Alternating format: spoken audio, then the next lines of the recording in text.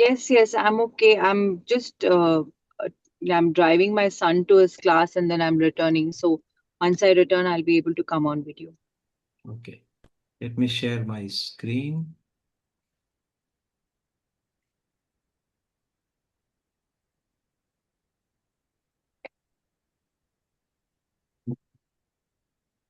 Okay.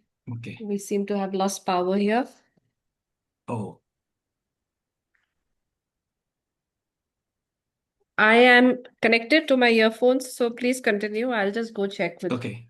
what's going on. So welcome. And today's session, we are having a conversation on ICF Core Competencies, deep dive session. And today's topic is Competency 4, Cultivates Trust and Safety. I like the word cultivates trust and safety because my early childhood, maybe first 10, 15 years, I spent in village side and maybe participating in agricultural activity. So I had a special personal connection with cultivation. Hmm. So like the word. And here we are going to cover about what does a client need to feel before they tell the truth. So one reflection, maybe what I thought I will take you to a journey of your own past. Think of a moment in your own life when you felt completely safe to speak your truth. It could be a conversation with a friend, a mentor, a leader, someone who made it easy for you to be fully yourself. Can you think of that moment? You don't have to share right now. So hold that moment in your mind. Notice the feeling, sensations, and what made it possible.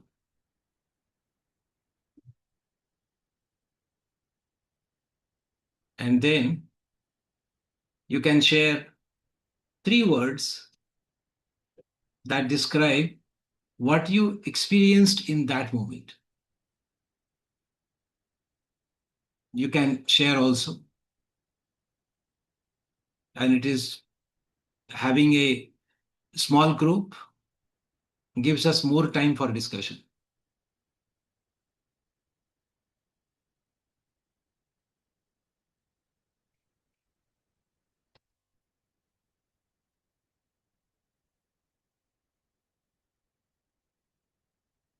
Comfort, energy, belief. Wow.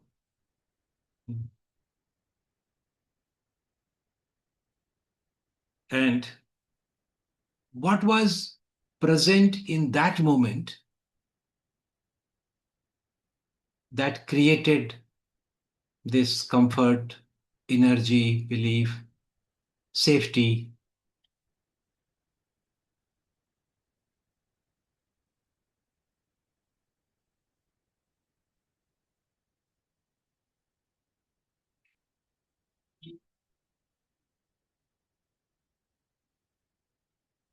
What made that safety possible?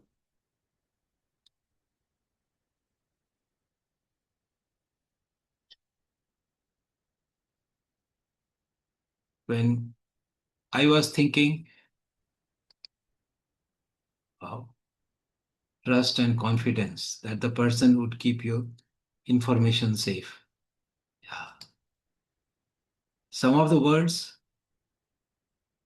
which I made note of was space, patience, warmth, non-judgment, presence.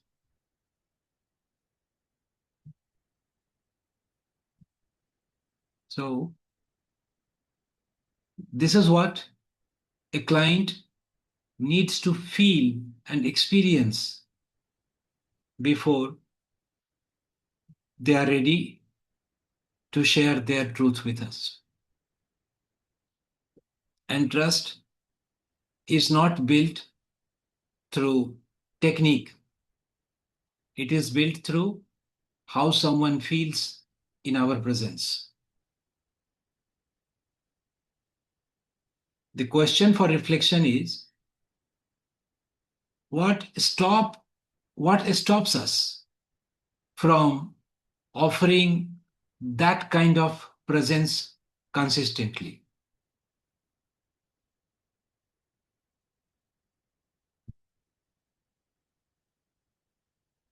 What stops us from offering that kind of presence consistently?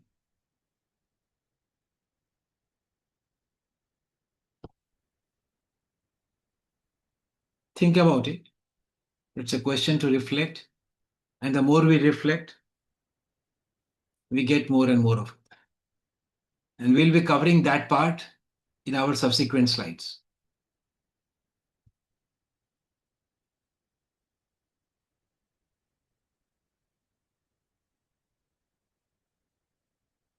An experience that might disturb the trust.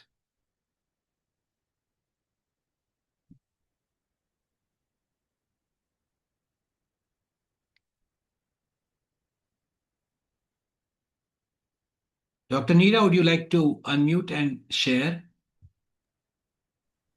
Yeah, I mean, I am interpreting your question in context of, so you said what stops us from being present consistently? Offering that kind of presence where a Yeah. client feels safe. Okay, then I was wearing a different hat.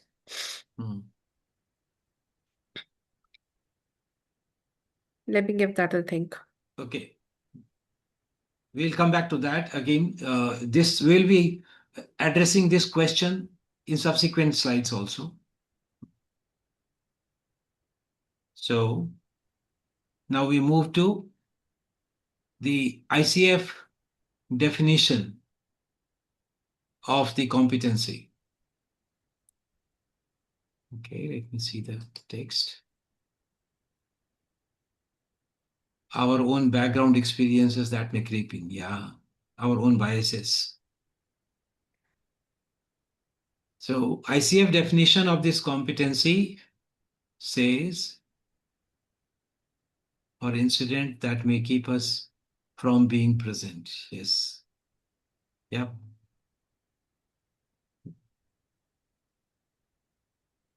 The keywords which I found are highlighted in bold. So, wow.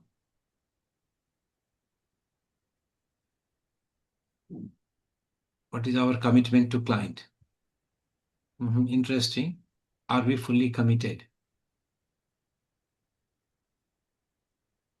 Commitment with respect to that particular coaching agreement, or are there any other commitment that?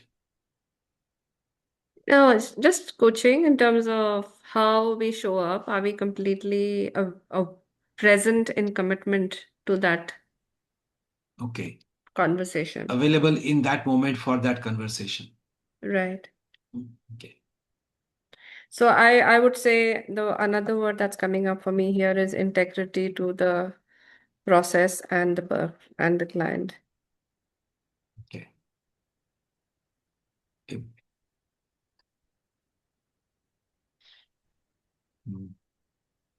Interesting thoughts. So, moving to the definition, ICF definition of this competency, it says partners with the client to create a safe and supportive environment that allows the client to share freely, maintains a relationship of mutual respect and trust. Partners, not helper, not expert, equal ownership. Initially, early days of my coaching, I was thinking my role is a role of Jesus Christ. I am a savior. It took some learning to unlearn that. I agree.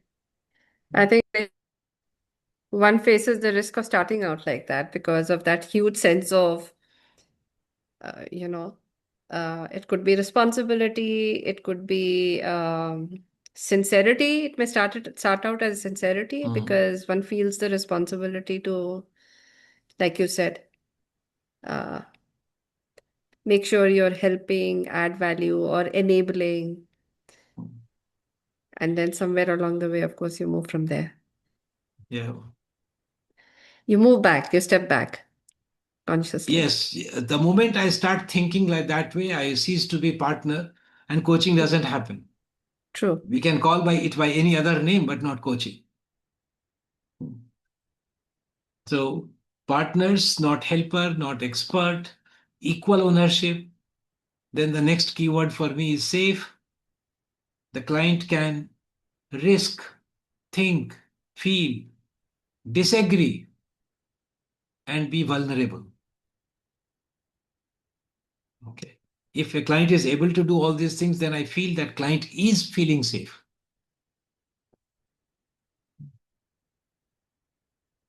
Supportive environment is a container. Supportive environment is through my presence, not through my tools and techniques.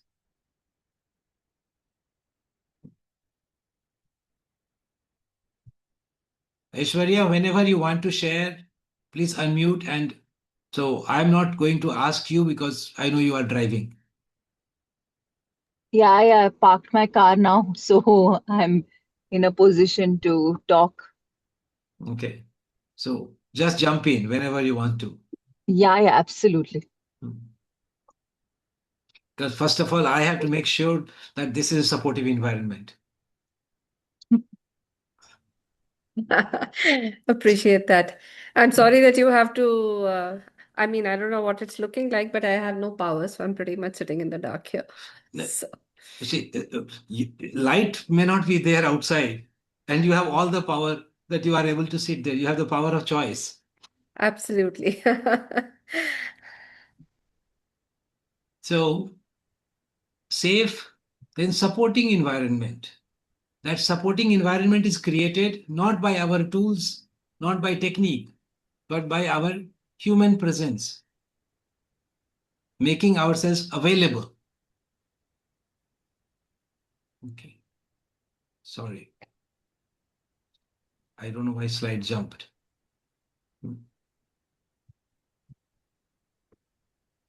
Then shares freely. When that freedom to share comes, when there is absence of fear,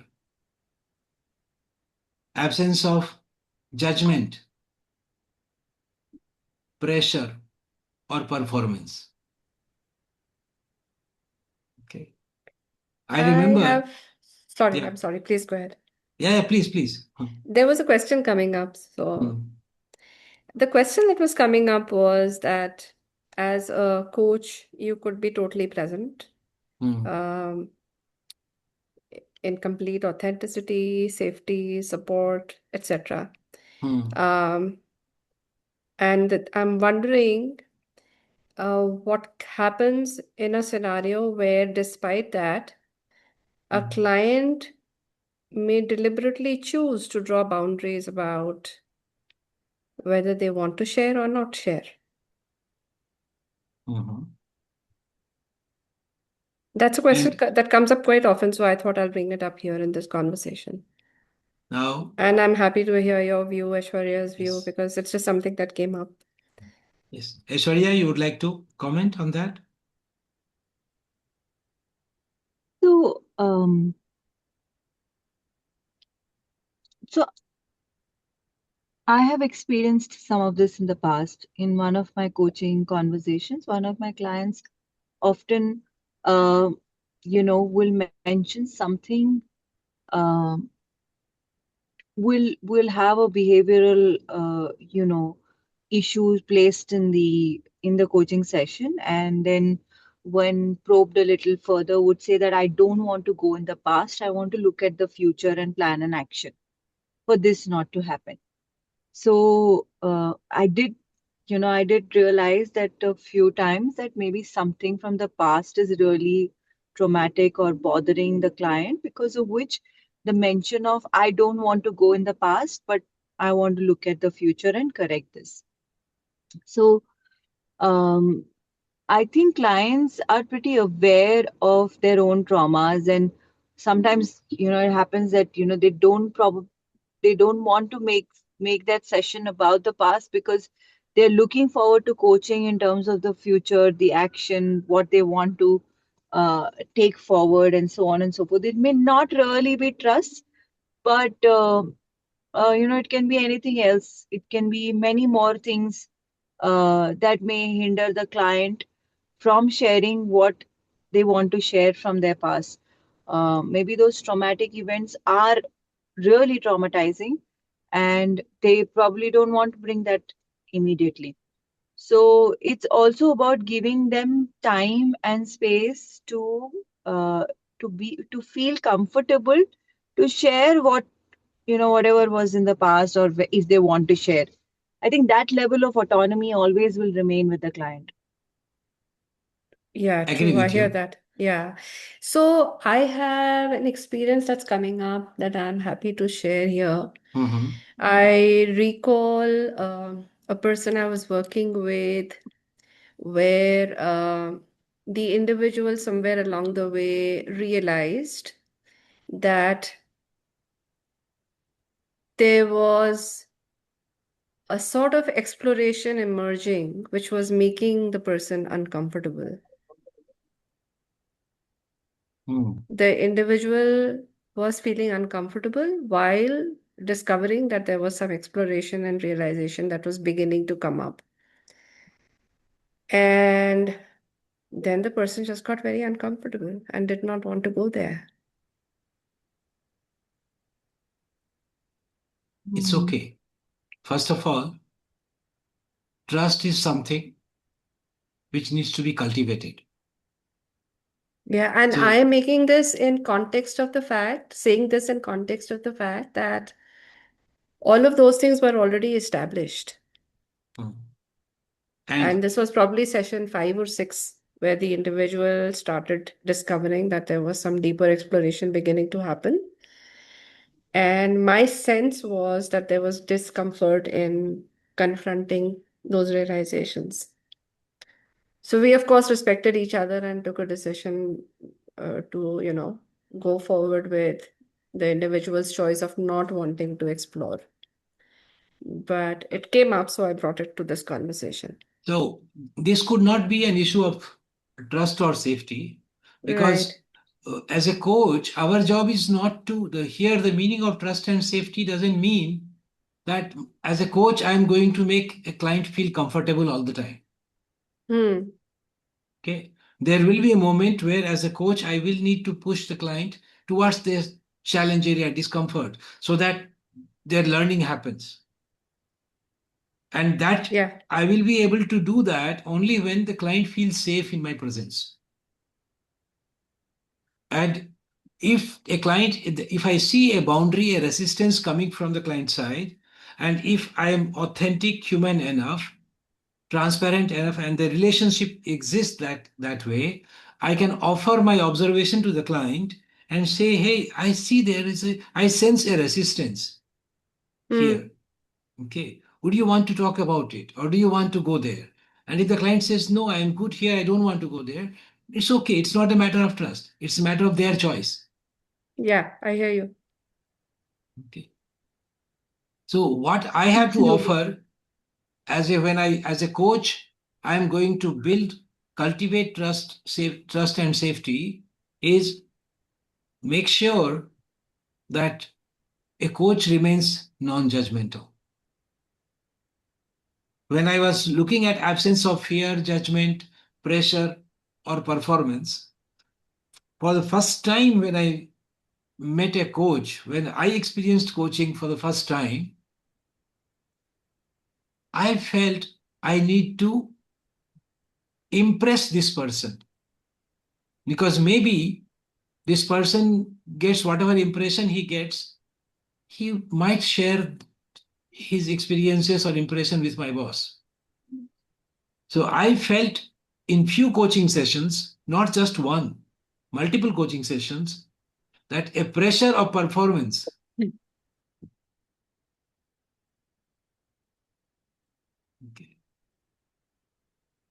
So mutual trust is simple, that we as a coach, we honor them.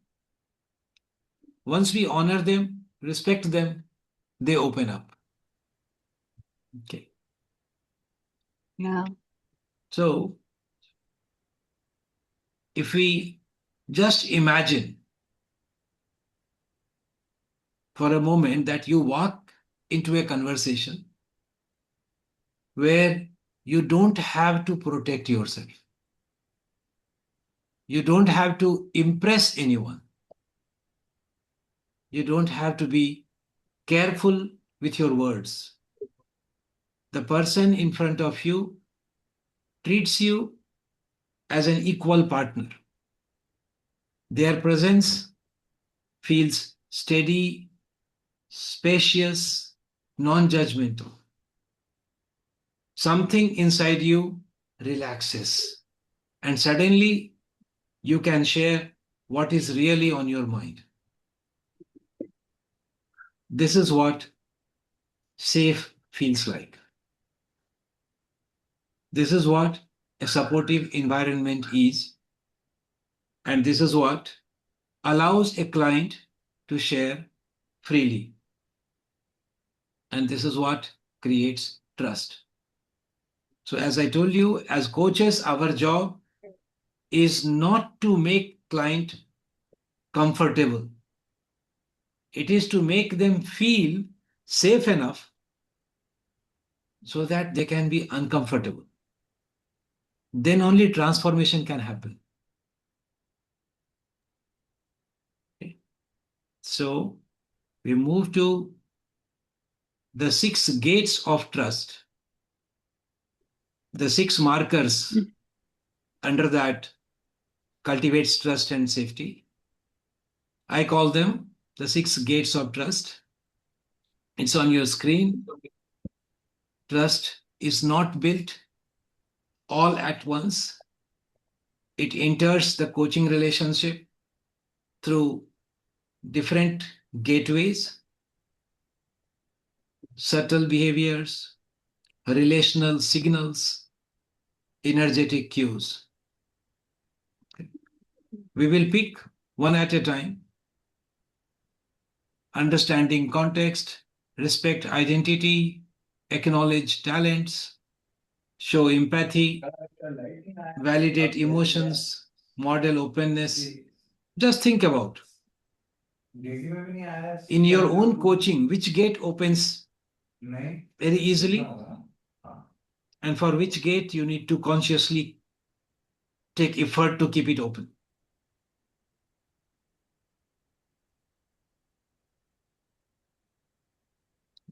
Move to next.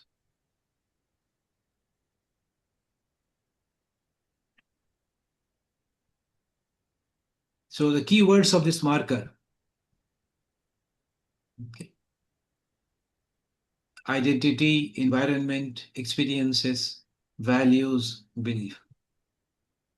So when a client is sharing their story, what is that you are not seeing in your client's world?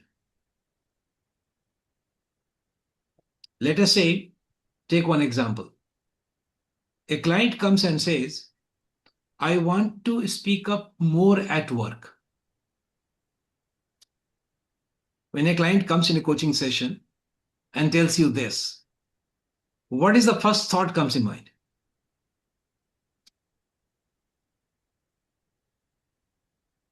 Sorry, what is the question? I want to speak up more, The client says, I want to speak up more at work?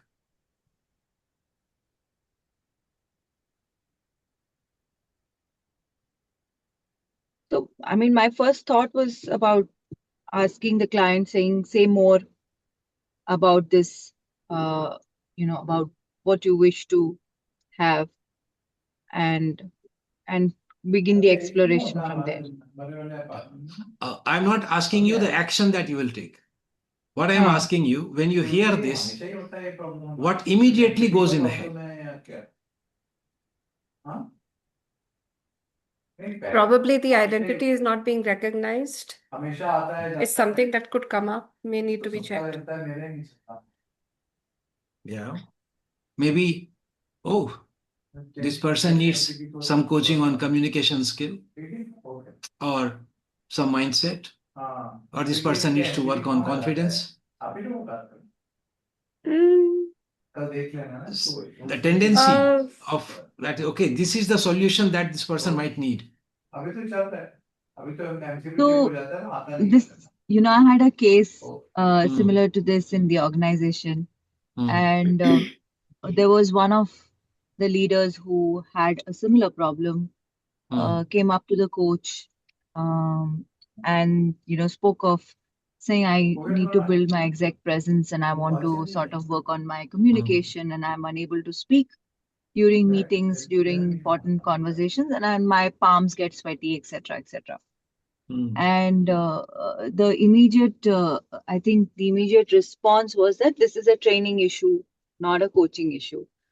Um, you know, Eventually, obviously, I took up the case and I explored further, only to realize there were so many childhood traumas that were linked to what this person is experiencing today, that it had much more deeper meaning than just communication issue or executive presence issue, or that this person needs more of a corrective training Hmm. method rather than an explorative coaching in being methodology that I would call this.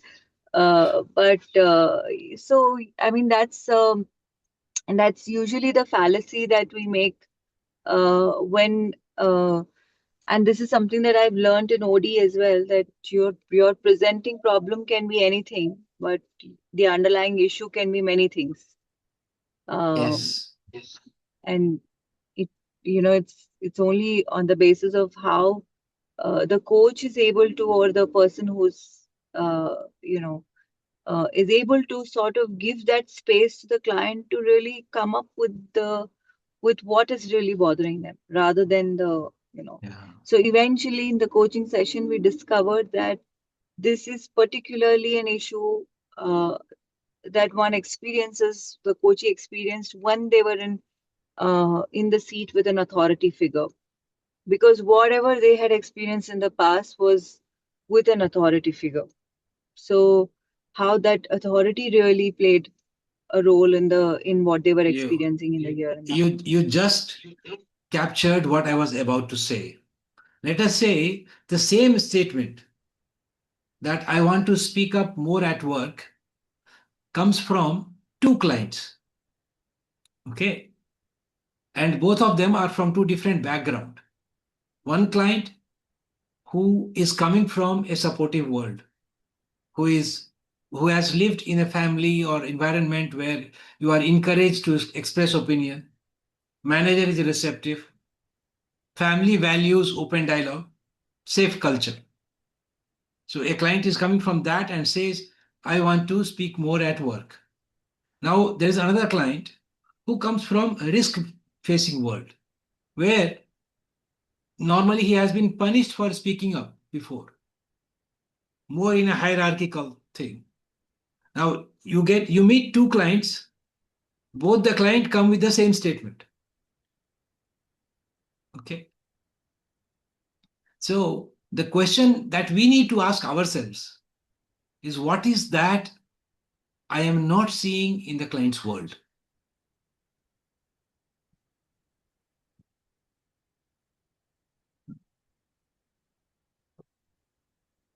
Or what is that I'm limiting the client world to? Yes, Hmm. So maybe if I'm if my mind gets into judgmental kind of thing, or I want to rush to some kind of result. Yeah. Okay. So in my one personal case, a very busy executive for a large media company, she said she wanted to work on managing her time management. She had so many meetings. In 30-minute session, we discovered the real coaching goal was not time management. The real coaching goal was how can she develop trust in the ability of her own team members so that she can delegate.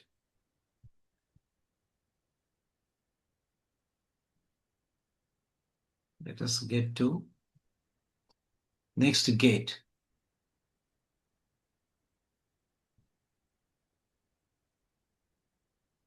Respecting identity, perception, styles, and language.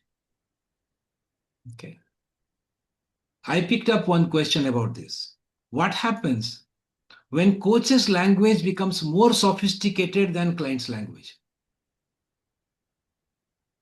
Coach speaks more intellectually, and the client is at a level, very ground surface level.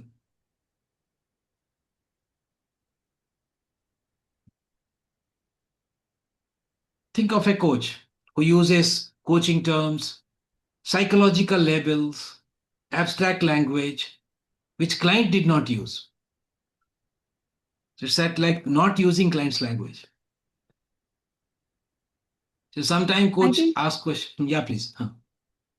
no, Please. I think there the coach stops being a partner, but has already put themselves up on at a level of power, and Hmm.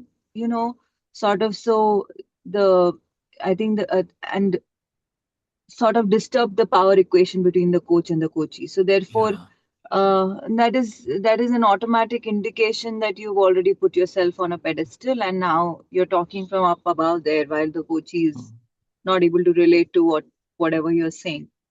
So I it may come out of so for the coach, I think it is important to examine what in that situation is making them feel powerless or low self-esteem, because of which they need to use a certain kind of language to show their sophistication or build an impression or whatever that act may be towards. And for the coachee, it's all about exploring what is this relationship doing to them in the here and now, and what is it making them feel. And that exploration can really, shift how the coaching really takes place beyond that. Yes. I have personally felt, and that was the reason I told you my own personal experience as a client. For 5, 6 sessions, I was trying to perform As and a not get client. coached as a client. Hmm. Oh, the Hmm. first time when I experienced coaching as a client, I was thinking what the coach is going to think about me. So I Hmm. wanted to show myself also at that level where I was not, and coaching was not happening. Yeah, yeah.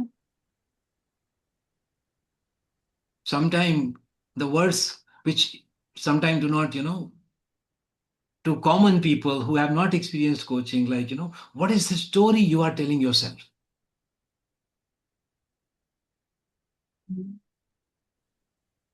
What limiting belief is coming up for you? Yeah, I think that's a very valid point you're making, Kishorji, because it's always so important to stay aware that we don't use jargon, which has become very inherent Yeah. to our language in coaching. Yes. And I realize now that you're saying it, I realize that in one conversation some time ago, I used a phrase, and the individual immediately asked me what was that.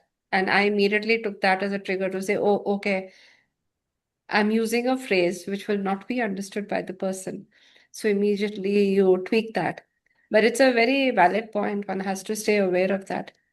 Because sometimes your own style of conversing is something, and to constantly adapt, which one would do, but I think slipping with those jargons are something one has to really watch out for. Okay. I mean, in my experience, what I have also seen is I switching over if the person is more comfortable, say in Hindi. I've seen myself just flow with Hindi as well. So I'm I, guessing that should be good to do. I coach clients in Tamil. Uh-huh. A few guys, though, work for corporate and from US Silicon Valley. And when I asked them, hey, why did you select me? He said, I saw in your bio that you could speak Tamil. Hmm. Yeah, so I think a valid point. Uh, the context becomes important. It's good to pick Identity, words language from the becomes client's important. language. When Yeah, listen to client attentively, and then we can pick some of the important keywords from the client's language and begin our sentence with those words. So client feel, honored, kind of heard. Move to the Mm. next one. But I like what you said, Nina, because I think what the point that you're trying to bring in is also very important to say that sometimes it's a very unconscious process. You're not consciously trying to correct. use a certain language, but because it's by nature, it's the natural way of speaking. It is how you have learned to speak, or this is how you communicate. You end up sometimes blurting some words, saying some things, or asking a complicated question. Who are you being right now? And the client might Yeah, go like, absolutely. "Oh, Yeah. what's going on?" Yeah. Something that sounds very innocuous and very, very normal to ask, and then suddenly you say, Correct. okay, what was that? So, Yeah, that yeah. was just a bulldozer. Yeah. Yeah. Yeah. Yeah. Yeah. Yeah. It's, And yeah, I mean, and I think the great as coaches, it's a higher responsibility to hold in that way, to say that can I be self-aware in that moment and say, when my client points out that I didn't get you, can I say, yeah, oh, okay, yes, pretty much possible that you didn't get me, and absolutely. rephrase it in a way that the client really. Yeah. Yeah, absolutely. You just said it, and that was thought emerging in my mind to say, thankfully, we stay in that space of awareness to immediately pick it up and say, okay, there's something I need to change here. So now this one, the third gate, acknowledging talent, insights, and values for the client. Now, acknowledgement does not mean praise. A client comes and says, I finally had a difficult conversation with my boss. Coach says, that's awesome. I am proud of you. Is this acknowledgement? That's validation. It's a very risky one. I have been watching myself because I realized that very naturally, if somebody had to respond to something, I caught myself saying things like, wow, that's wonderful. I like that. And later on, when I was reflecting on it, I said, boy, that was not something I'm supposed to say at all. See, that Because becomes, the I risk become is judgmental, right? correct, absolutely. Because then you're almost in a place of judging to say, okay, you are kind of validating it, like Aishwarya correctly said, pointed out. So yeah, and again, just to go back to what we talked about a couple of minutes back, some of it just ends up being a style of spontaneous retort, not essentially something we are doing from a place of wanting to come across as judgmental. And so I think just need to be aware of that. So I've been watching myself in that to say I have to be Yeah. careful because I caught myself in some of those conversations saying it just as a very normal, spontaneous response.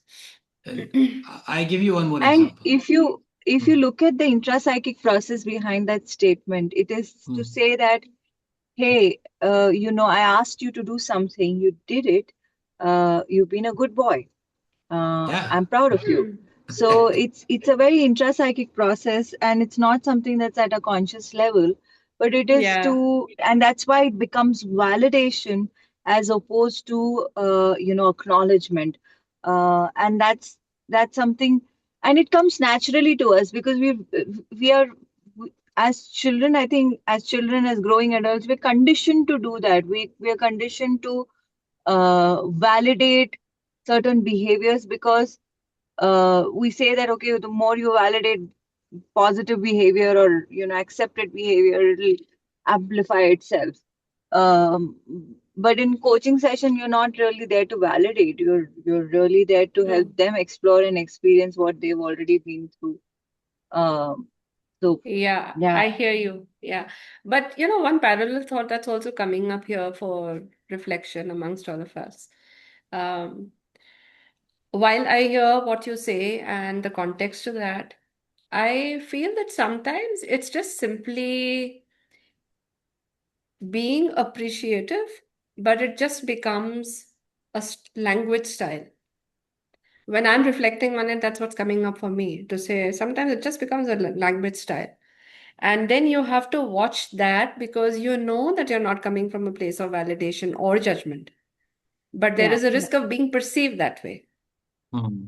Uh, absolutely. And that language style is coming because of what we picked up probably, yes. through our own experiences. Okay, Correct. I Yeah. bring uh, you another example now. Here, hmm, client says that I just realized I am trying to please everyone. Hmm. Client tells you in coaching session that I just realized I am trying to please everyone. Now, how do you acknowledge?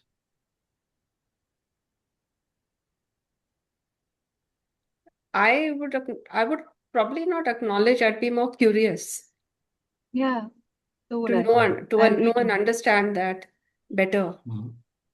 yeah, what do they mean when they say Yeah. pleasing? Yeah. Yeah. Mhm.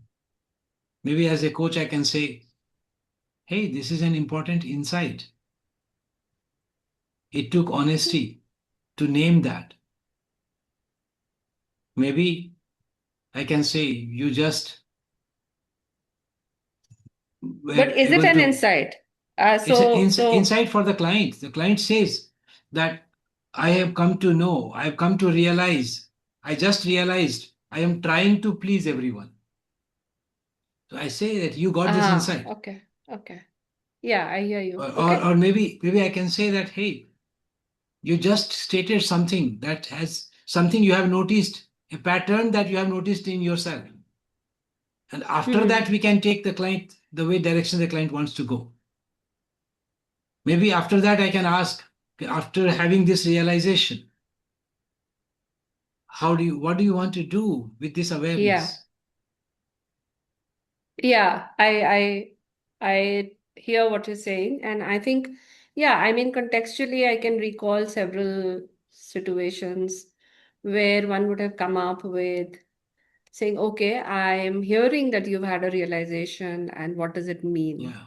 Hmm. So something like that. But again, I think it's also context to context dependent, right? Depending on what the conversation Yeah. is, Hmm. where it's going. So yeah, I think in the example you're giving, absolutely agree with that. Yes. Is it okay if we take few minutes more, Aishwarya? Um, I I have a have. hard stop at 8, but We'll try because to I finish have. before that. All okay. right. Okay. I Yeah, have three more markers. Hmm. sure. Okay. I'll try to do it a bit fast also. So, gate four, support, empathy, concern. And this is your question. Client says, this whole situation is exhausting. How would you acknowledge that emotion without fixing it?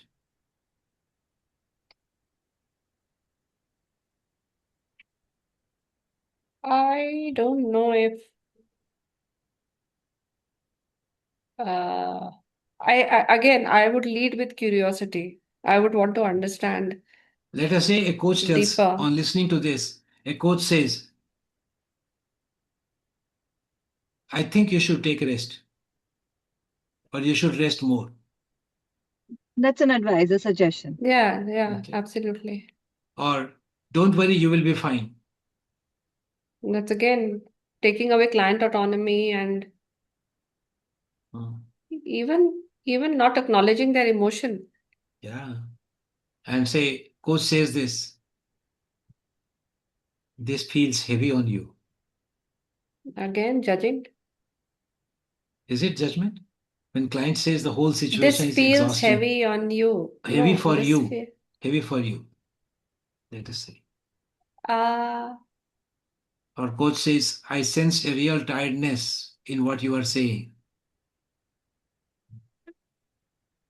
yeah, that sounds okay to me. But Yeah, the that's one that you that's said more like, earlier sounded more like a statement, and I would Hmm. probably think of it more as a question, We don't because have to ask question all the time as a coach. When you acknowledging client's emotion, hmm,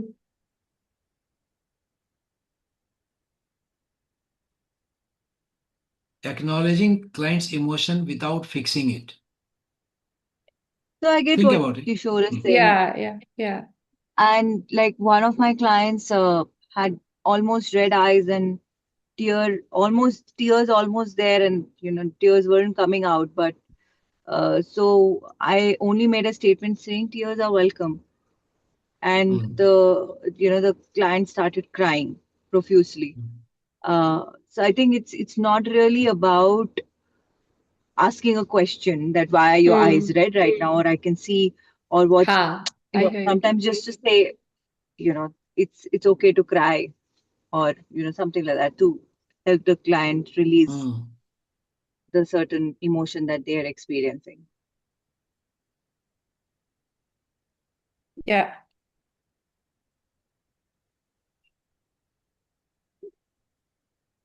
Validating feelings and expressions.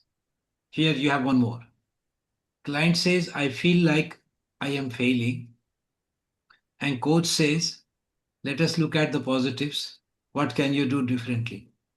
Yeah, here again, we're not acknowledging what's going on, right? Hmm. Hmm. So What did the coach do by this statement?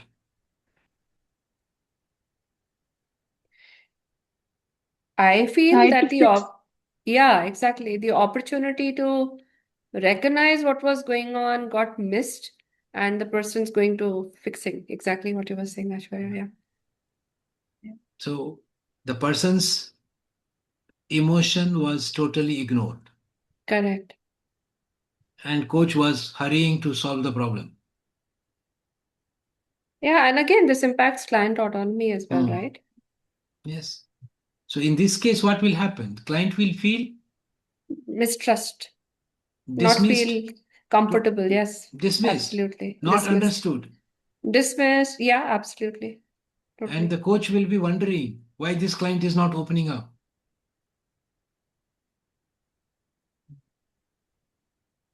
Yeah, I mean, somebody is very blunt, can turn back and say, I'm not coming to you to for you to start telling me what I should do.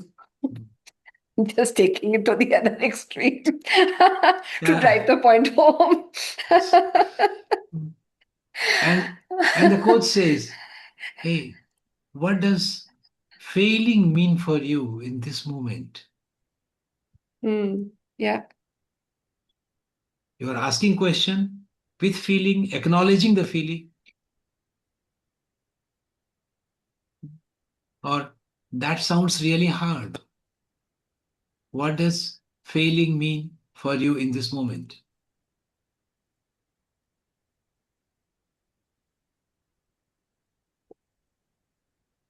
What could be the reason why the coach jumped to fix?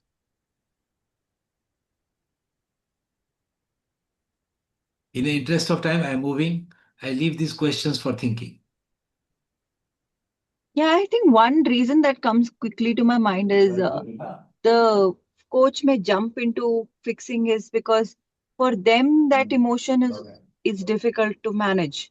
When Hmm. somebody says failure, Yeah. If I, as a coach, I start feeling helpless, I want to quickly move out of that discomfort and fix it for the other person so that I start feeling powerful, or I start, settling in my own power. And marker 6 is about openness and transparency. Okay. This here also, when we say transparency, transparency is not oversharing. Okay. Now, let us take this with an example. There are 3 statements of a coach. Okay.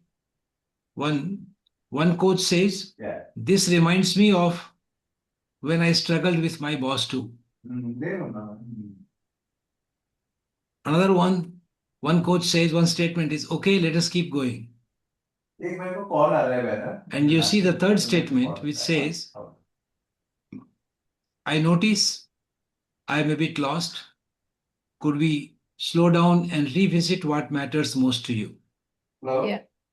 Now, in these 3 statements, where do you find coach is being transparent and authentic? Where do you find coach is not at all transparent? And where do you find coach is not transparent, just oversharing? ABC. A, Over, oversharing. Sorry. Stay go ahead, go ahead. being transparent and sorry. Yeah. And B, how would I put it? Because he's pretty much taking over, the coach is taking over the agenda of the client by almost directing. Yeah. So I He's don't have to open say but not anything. Yeah. transparent. Yes. So To we me, have he's to. open. Also, an assumption, right? This could also be more than open. It could also be disrespectful. Hmm. Now, what happens is, sometime as a coach, if I tell hey, I don't know about this. So client feels that I am being human, authentic, real, and that allows client to open. I don't have to be expert all the time.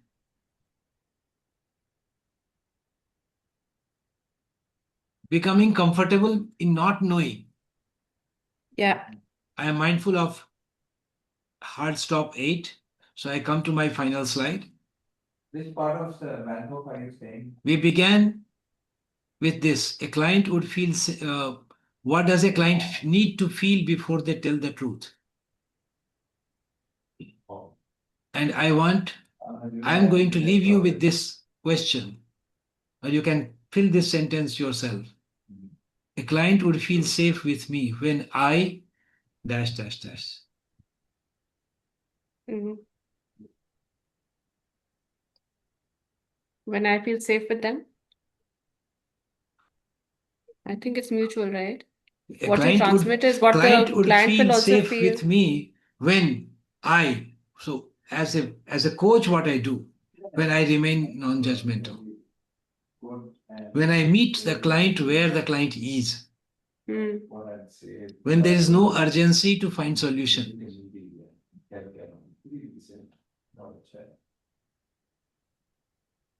Yeah, and okay, so I'm also processing what you just said to what I said.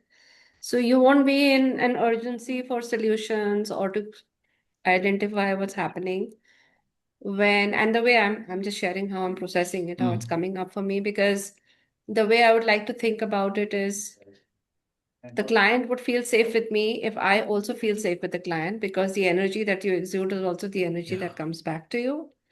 And I would believe that by me being able to feel safe with my client automatically will for me, and this I'm responding for my own self, will for me translate to not being in a great hurry for anything, uh, feeling comfortable with the flow of how the conversation needs to go with the client, because I feel safe being there.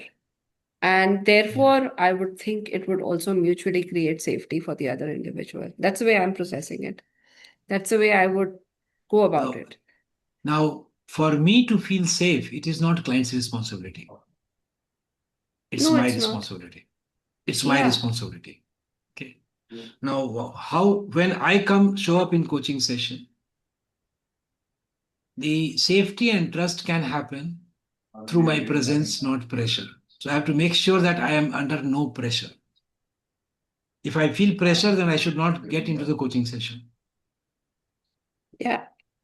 The trust and safety will happen through curiosity. As a coach, I don't have to feel certain, oh, this result will come. If I can maintain my curiosity, I will be able to build trust and safety. And compassion, not correction. I am not coming here to correct the client.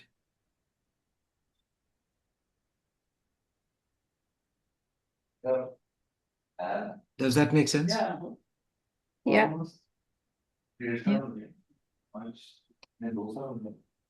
So that's all I have for you today. I'm Thank sorry you. we have taken a bit more time, but it was very engaging, lively discussion. Thank you. Thank you, Kishore. It would not have been possible if we had 20 or 50 people. Absolutely. Thank you. Great, that. Thank you so much. All the I think best. See you. Grateful for having been here today. And it's always joyful when we learn together. Actually, yeah, totally. I had prepared to speak about evoking awareness. Okay. Because in the calendar, this competency was pasted twice. Oh, Aha. Okay. Okay. And then when Timsy posted on the today, when I looked at, and I felt, oh, it's this. And yesterday, and I told her, she said no. Then I again went back and checked there. Oh, Aishwarya is speaking about evoking awareness, I think on 19th. yeah, I guess I have not started I preparing. said, okay, it should not be double. So I said, okay, then I had some few hours left. I said, okay, let me think about it, whatever I can think of. And that's what I did. And when you don't prepare, you feel more natural. That's with me. Yeah. Yeah. I'm specifically enjoying all these sessions because, the format is very engaging. It's more